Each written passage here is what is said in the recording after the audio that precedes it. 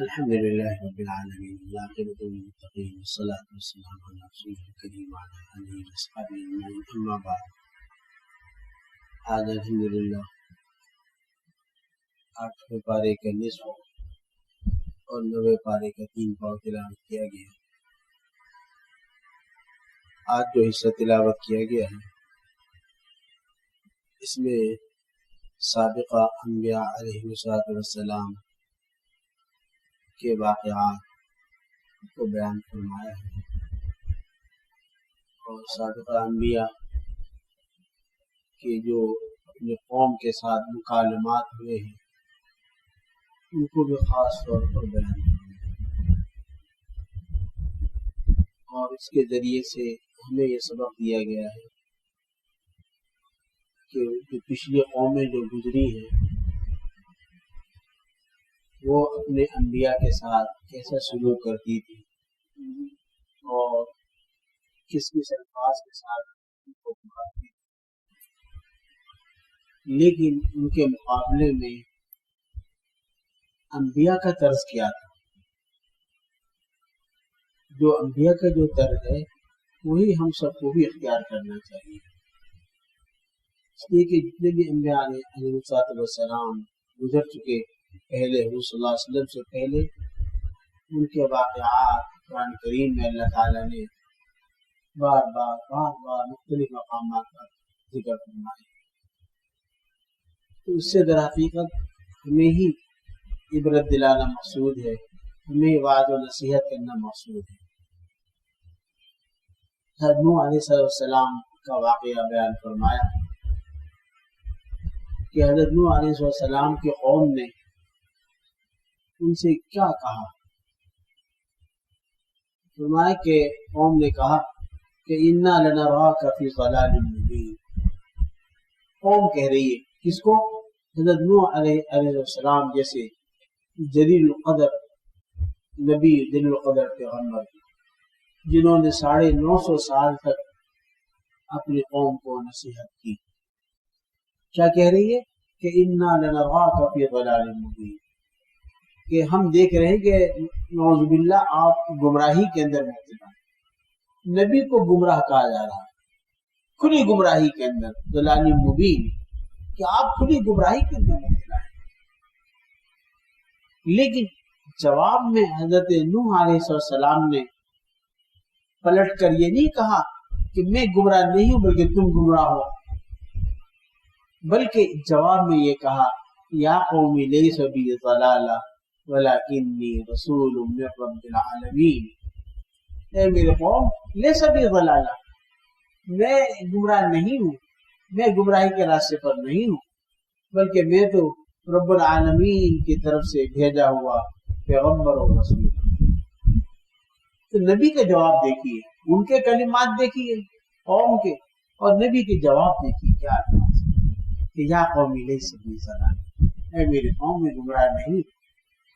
جواب میں پلٹ کے یہ نہیں کہا کہ تم گمراہ ہو، لیکن بلکہ یہ کہا کہ میں گمراہی پر نہیں ہوں، میں تو اللہ کے بھیجا ہوا رسول. اس کے بعد حضرت ہود علیہ السلام کا واقعہ بیان فرمایا کہ ان کے قوم نے ان کو کیا کہا. فرمایا کہ انا لنراک فی سفاہہ وانا لنظنک من الکاذبین.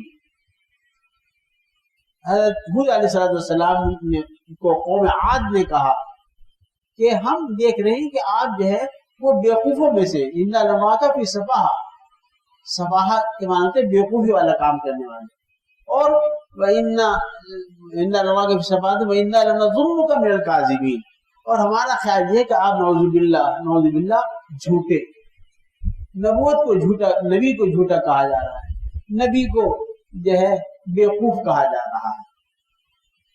لیکن جواب میں دیکھیے کہ نبی کا جواب دے رہے میں یا قوم لیس بی سفاہہ ولکنی رسول من رب العالمین.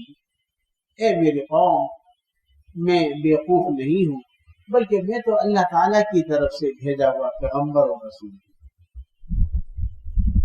تو ان دونوں واقعات کے اندر آپ نے دیکھا کہ قوم کے الفاظ کیا ہیں اور نبی کا جواب کیا ہے.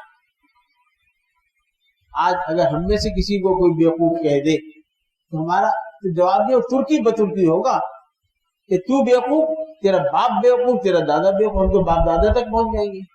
لیکن نبی کہتے کہ یا قوم لیس بی سفاہ، میرے قوم میں بیوقوف نہیں ہوں، میں تو اللہ تعالی کی طرف سے بھیجا ہوا پیغمبر و رسول۔ تو انبیاء کا وتیرہ یہی رہا ہے کہ کبھی ترکی بترکی جواب نہیں دیا۔ حضرت شاہ اسماعیل شہید رحمۃ اللہ علیہ، اللہ تعالیٰ نے ان کو بڑا اونچا مقام عطا فرمایا، اور شاہی خاندان کے فرد شہزادے، اور اللہ تعالیٰ نے ان کے اندر دعوت و تبلیغ کا ایسا مادہ رکھا ہوا تھا کہ جو کوئی مل جاتا، جو وقت مل جاتا، لوگوں کو دعوت دیتے، لوگوں کو تبلیغ کرتے۔ آپ کے ہاتھوں پر ہزاروں لوگ مسلمان ہوئے۔ حضرت شاہ اسماعیل شہید رحمۃ اللہ، ان کا واقعہ لکھا ہے کہ ایک مرتبہ آپ دہلی کی جامع مسجد میں بیان کر رہے ہیں، اور مجمع بہت تھا مسجد کے اندر، بیان ہو رہا ہے۔ بیان کے دوران ایک شخص کھڑا ہو گیا درمیان میں، بیان کے دوران ایک شخص کھڑا ہوا اور کھڑے ہو کر حضرت شاہ اسماعیل شہید رحمۃ اللہ علیہ سے کہا کہ حضرت ہم نے سنا ہے کہ آپ حرام زادے ہیں، ہم نے سنا ہے کہ آپ حرام زادے۔ نعوذ باللہ، اتنی بڑی گالی دی شہزادے کو، اتنے بڑے نیک متقی پرہیزگار بزرگ کو گالی دی۔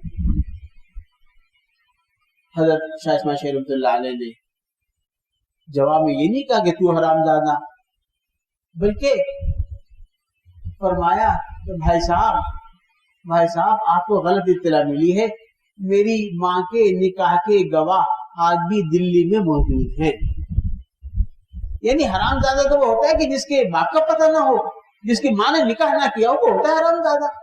میری ماں نے نکاح کیا تھا، اس نکاح کے نتیجے میں میں پیدا ہوا ہوں، اور نکاح کے گواہ بھی آج موجود ہیں میرے دلی کے اندر، لہٰذا میں کیسے حرامی ہوا؟ تو اس گالی کو ایک مسئلہ بیان کر کے پیش کر دیا۔ دینے والے نے گالی دی، لیکن آپ نے اس کو ایک مسئلہ بنا کر پیش کر دیا اور پھر بیان شروع کر دیا آگے۔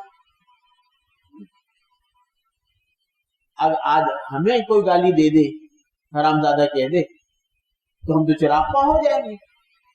اگر ہم نے بھی چھوڑ دیا تو ہمارے جو معتقدین ہیں وہ اس کی دکا پوٹی کر لیں گے۔ لیکن حضرت شاہ اسماعیل شہید رحمۃ اللہ علیہ نے کسی کو اجازت نہیں دی کہ اس کو کوئی سزا دے، بلکہ اس کو ایک مسئلہ بنا کر پیش کر دیا۔ تو انبیاء کا وتیرہ یہی رہا ہے، اور انبیاء کے متبعین کا وتیرہ یہی رہا ہے کہ کبھی کسی گالی کے جواب ترکی پر ترکی نہیں ہے۔ خود جناب رسول اللہ صلی اللہ علیہ وسلم کو کفار اور مشرکین نے کیسی کیسی ایذائیں پہنچائی، کیا کیا الفاظ آپ کے لیے استعمال کیے، لیکن آپ نے کبھی بھی ان کو برا بھلا نہیں کیا۔ وہ جو الاشعار ہے نا کہ سلام اس پر کہ جس نے گالیاں سن کر دعائیں دی، کس کے لیے؟ جناب رسول اللہ صلی اللہ علیہ وسلم کی ذات کے لیے۔ سلام اس پر کہ جس نے گالیاں سن کر دعائیں دی، سلام اس پر کہ جس نے زخم کھا کر پھول برسائے۔ تو جناب محمد رسول اللہ صلی اللہ علیہ وسلم جن کے ہم امتی ہیں، ان کا معاملہ بھی یہی تھا کہ کبھی گالی کے جواب گالی سے ملتے، دعائیں دیا کرتے۔ حضرت عیسیٰ علیہ السلام کا واقعہ لکھا ہے، فرمایا کہ ایک مرتبہ حضرت عیسیٰ علیہ السلام اپنے حواریین کے ساتھ تشریف لے جا رہے تھے، راستے میں کوئی مل گیا وہ کافر و مشرک، اس نے نعوذ باللہ آپ کو گالیاں دینی شروع کر دی۔ اس نے گالی دینے شروع کی، آپ نے دعائیں دینی شروع کر دی۔ اس نے گالی دینے شروع کی، آپ نے دعائیں دینے شروع کی۔ تو حضرت عیسیٰ علیہ السلام کے جو متبعین تھے ان میں سے ایک نے کہا کہ حضور وہ گالیاں دے رہا ہے اور آپ دعا دے رہے ہیں اس کو، یعنی آپ یہ ترکی بترکی جواب نہیں دے رہے۔ اور عیسیٰ علیہ السلام نے کیا خوبصورت جواب دیا، فرمایا کہ بھائی جس کے پاس جو چیز ہوا کرتی ہے وہی تو دیا کرتا ہے، جس کے پاس جو چیز دینے کو ہوتی ہے وہی دیتا ہے، اس کے پاس دینے کے لیے گالیاں ہیں وہ گالیاں دے رہا ہے، میرے پاس دینے کے لیے دعائیں ہیں، میرے پاس گالیاں ہیں ہی نہیں کہ میں دوں، ہوتی تو میں دیتا نا، میرے پاس تو ہے ہی نہیں، میرے پاس دینے کے لیے دعائیں ہیں، کیا دیں دعائیں؟ کیا خوبصورت دعا دی کہ جس کے پاس جو چیز ہوا کرتی ہے وہی دیا کرتا ہے، جس کے پاس کوئی چیز ہے ہی نہیں وہ کیسے دے گا وہ چیز؟ تو میرے پاس تو دینے کے لیے دعائیں ہیں، میں تو دعائیں دوں گا۔ اور پھر فرمایا کہ دیکھو اگر میں نے کہ گالی کے جواب میں گالیاں دی بھی دی تو مجھے کیا فائدہ ہوگا؟ کوئی فائدہ ہوگا مجھے کیا کوئی سلطنت مل جائے گی, مجھے کوئی دولت مل جائے گی؟ ہاں صرف اتنی بات ہے کہ دل تھوڑا سا ٹھنڈا ہو جائے گا. ارے گالی کوئی دے رہا ہے, آپ جوابی گالی دے دیں گے, دل ٹھنڈا ہو جائے گا. ارے دل ٹھنڈا ہونے سے کیا فائدہ؟ اگر آپ گالیاں دینے کے بجائے اگر آپ خاموش ہو جائیں گے یا دعائیں دیں گے تو اس کے نتیجے میں جہنم کی آگ ٹھنڈی ہو جائے گی, جہنم کی آگ ٹھنڈی ہو جائے گی. اس لیے فرمایا کبھی جو ہے گالیوں کے جواب گالی سے مت دو.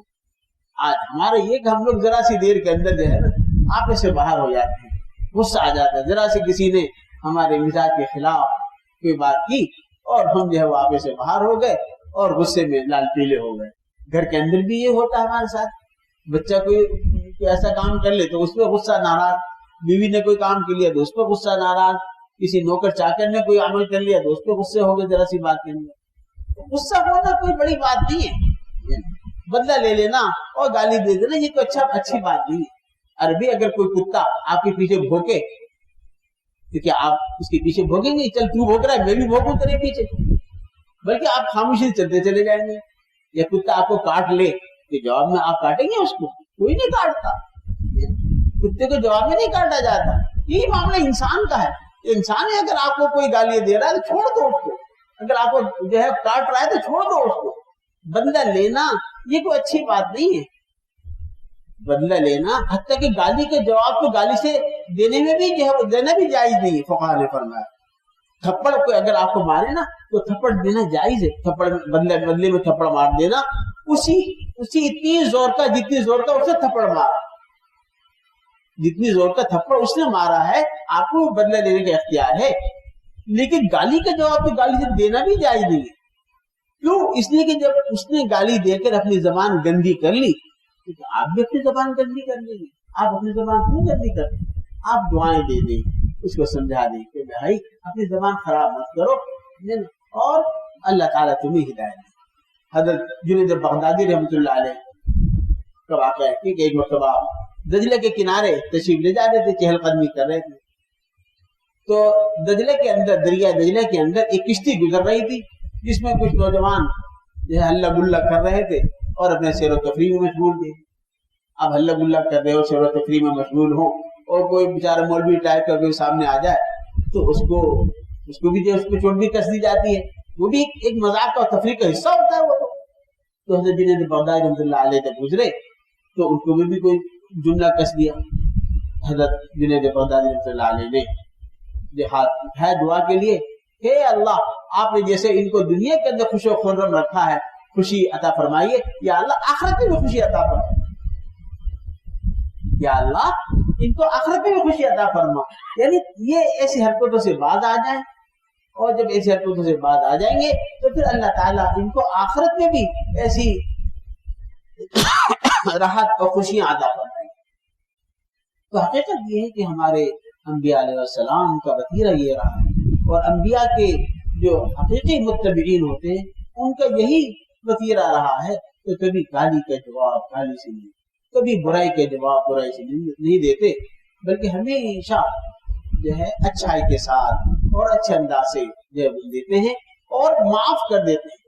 اصول یہی ہے کہ انسان معاف کرے, کوئی بھی آپ کے ساتھ زیادتی کرے اس کو معاف کرے. اور حدیث شریف میں جناب رسول اللہ صلی اللہ علیہ وسلم نے ارشاد فرمایا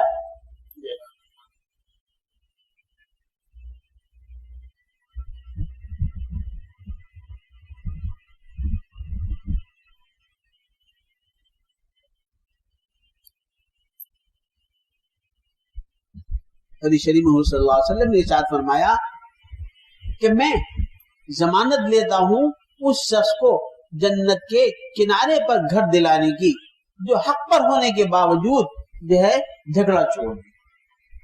حق پر ہے, ایک آدمی نے آپ کو گالی دی, آپ کو برا بھلا کہا یا آپ کو ستایا تو آپ اس سے جھگڑے. ایک طریقہ تو یہ اس سے بدلہ لے, اور ایک یہ کہ نہیں جو ہے آپ اس جھگڑے کو ختم کر دیں کہ نہیں میں جھگڑا نہیں کرتا, میں معاف کر دوں. آپ کا کوئی نقصان کر دیا آپ نے اس کو معاف کر دیا. تو فرمایا حالانکہ آپ کو حق تھا کہ آپ اس سے بدلہ لیتے لیکن آپ نے معاف کر دیا. تو فرمایا کہ اگر معاف کر دو گے اور بدلہ نہیں لو گے اور جھگڑا ختم کر دو گے تو حضور صلی اللہ علیہ وسلم فرمانے کہ میں ایسے شخص کے لیے جنت کے کنارے پر گھر دلانے کا ذمہ دار ہوں. اور جب حضور صلی اللہ علیہ وسلم کسی کے لیے ذمہ داری لے رہے گھر کی جنت کے اندر، تو اس سے بڑی ذمہ داری اور کس کی ہو سکتی ہے؟ حضور صلی اللہ علیہ وسلم ضامن بن رہے ہیں کہ میں اس کو دلا دوں گا. تو لہٰذا ہمارے آپس میں درمیان یا کبھی کوئی جھگڑا ہو جائے، چھوٹی چھوٹی باتوں پر ہو جاتے ہیں بعض اوقات، تو اس میں بدلہ لینے کے بجائے ہم سامنے والے کو معاف کرنے کی کوشش کریں. اللہ تعالیٰ مجھے بھی ان باتوں پر عمل کرنے کی توفیق عطا فرمائے اور آپ سب کو عمل کی توفیق عطا فرمائے. اللہم صلی علی سیدنا مولانا محمد وعلی آل سیدنا مولانا محمد وبارک وسلم. یا اللہ سب کے گناہوں کو معاف فرما. یا اللہ ہمارا اخلاق اصلاح فرما، اپنی مرضیات کو چلنے والا بنا، عافیت کی زندگی عطا فرما، راحت و آرام والی زندگی عطا فرما. یا اللہ ہمیں دوسروں کو معاف کرنے والا بنا، بدلہ لینے سے اللہ ہماری حفاظت فرما. یا اللہ ہمارے غصے کو کم فرما. یا اللہ باتوں میں یا اللہ ہمیں غصہ نہ آئے. یا اللہ ہمیں ہمارے دل کے اندر جو ہے رحم ڈال دیجیے اور ہمیں حضور صلی اللہ علیہ وسلم اور تمام انبیاء کے حقیقی معنی میں اتباع کرنے والا بنا دیجیے. حضور صلی اللہ علیہ وسلم کی جو ہے ایک ایک ادا کو ہم اپنے اندر جو ہے یا اللہ داخل کر لے اور ہم اس پر عمل کرنے والا بنا دیجیے. یا اللہ ہمارے روز کو قبول فرما، ہمارے تراویح کو قبول فرما. یا اللہ گرمی کی شدت کو کم فرما. یا اللہ گرمی کی شدت کو کم فرما. ہم کمزور ہیں، ضعیف ہیں. یا اللہ ٹھنڈی ٹھنڈی ہوائیں بھیج دیجیے، ٹھنڈے ٹھنڈے بادل بھیج دیجیے اور یا اللہ بارش عطا فرما، رحمت باران عطا فرما. یا اللہ اس گرمی کو کم فرما. یا اللہ گرمی کو کم فرما. ربنا تقبل منا انك انت السميع العليم وتب علينا انك انت التواب الرحيم. وصلى الله تعالى على خير خلقه محمد وآله واصحابه اجمعين. آمين برحمتك.